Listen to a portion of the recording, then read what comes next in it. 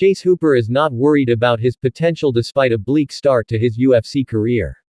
After shocking fans with a dominant win in his 9th promotional appearance, the 24-year-old believes the best is yet to come after making his way past an adjustment period. On the heels of an impressive submission win over Vyacheslav Bershev at UFC St. Louis, Hooper went on the MMA Hour on May 13 with host Ariel Helwani. While acknowledging that his career thus far has been underwhelming, The Dream cited former champions Max Holloway and Charles Oliveira as his inspiration to still believe he has championship potential. Hooper said, "There's an adjustment period in the UFC. For example, Max Holloway went 3-3 in his first 6 UFC fights. Charles Oliveira went 5-5 in his first 10 UFC fights. You see some of these greats in the sport that have been around forever and they had a rough start."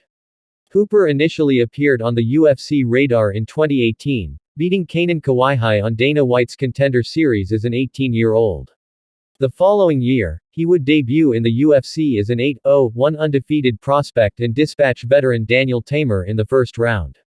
However, Hooper would falter shortly thereafter, going just 2-3 over the next 2 years.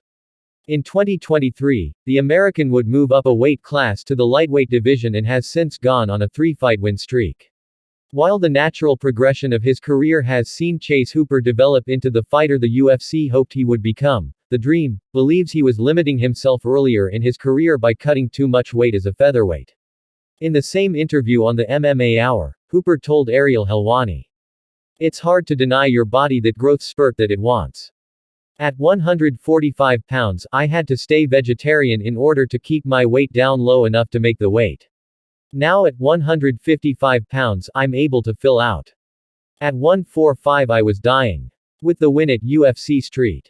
Louis, Hooper became the first fighter to record a knockdown against Vyacheslav Bershev while also being the first person to submit the Russian.